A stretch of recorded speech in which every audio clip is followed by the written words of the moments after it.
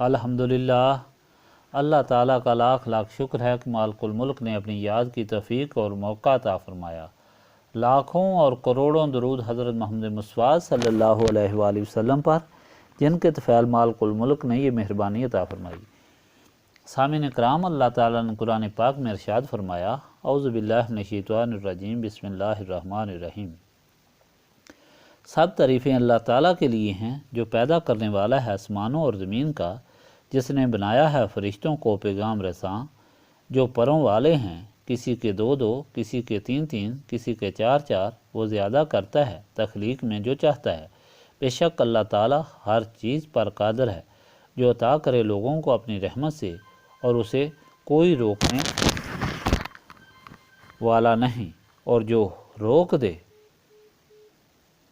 وہ تو اسے کوئی دینے والا نہیں اس کے روکنے کے بعد، اور وہی سب پر غالب اور بڑا دانا ہے۔ اے لوگو، یاد کرو اللہ تعالیٰ کی نعمت کو جو اس نے تم پر فرمائی۔ کیا اللہ تعالیٰ کے بغیر کوئی اور خالق بھی ہے جو تمہیں رزق دیتا ہے؟ آسمان اور زمین سے نہیں معبود بجز اس کے، پس منہ پھیر کر کدھر جا رہے ہو؟ اور اگر یہ آپ صلی اللہ علیہ وآلہ وسلم کو جھٹلا رہے ہیں تو آپ صلی اللہ علیہ وآلہ وسلم سے پہلے بھی رسولوں کو جھٹلایا گیا ہے، اور سب امور اللہ تعالیٰ ہی کے روبرو پیش کیے جائیں گے۔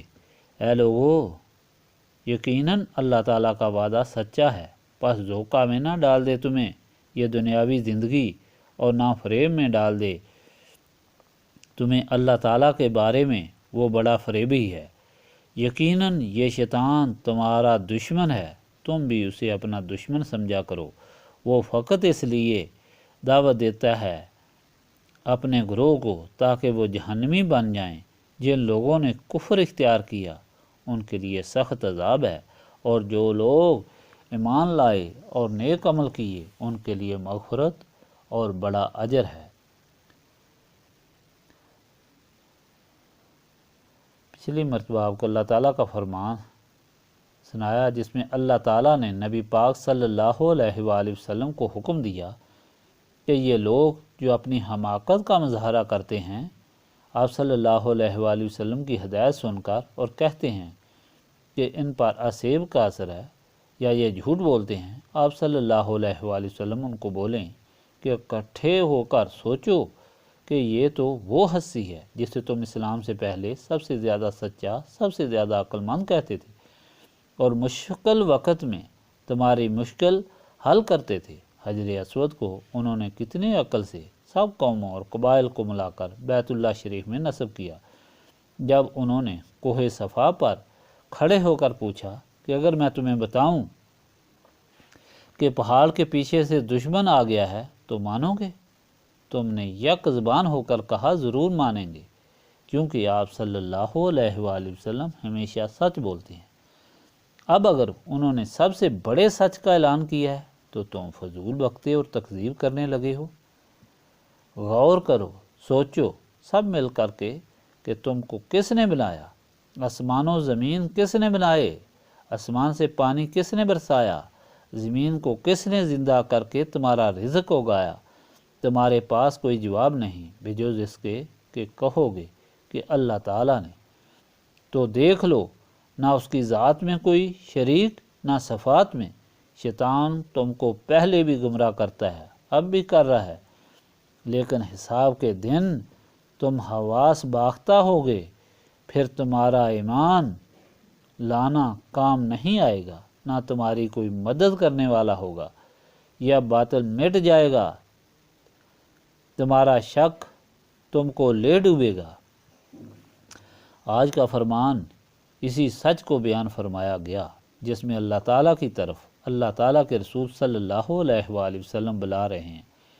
وہ زمین و آسمان کا خالق ہے، فرشتوں کا خالق ہے، جو تمہارے لیے ہدایت اللہ تعالیٰ کے رسولوں کے پاس لانے والے ہی فرشتے ہیں، جو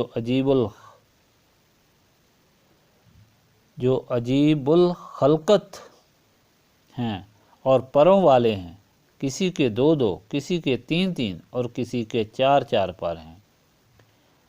تیز پرواز کے لیے اور کسی کے جتنے زیادہ چاہتا ہے بناتا ہے وہ خالق ہے، وہی سب کا رازق ہے، اس کے بغیر کوئی بھی خالق، رب اور رازق نہیں۔ اے لوگو، اللہ تعالیٰ کی نعمت کا شکر ادا کرو۔ اللہ تعالیٰ نے اپنے محبوب صلی اللہ علیہ وآلہ وسلم کو تمہاری ہدایت کے لیے بھیجا ہے اور تم کو نعمتوں سے نوازا ہے۔ شیطان کے کہنے پر دنیا تم کو دھوکہ نہ دے، یہ دنیا عارضی ہے۔ شیطان تمہارا دوست نہیں دشمن ہے، تم کو عذاب کی طرف بلا رہا ہے۔ ایمان والوں کے لیے جنت، مغفرت اور انعام عظیم ہے۔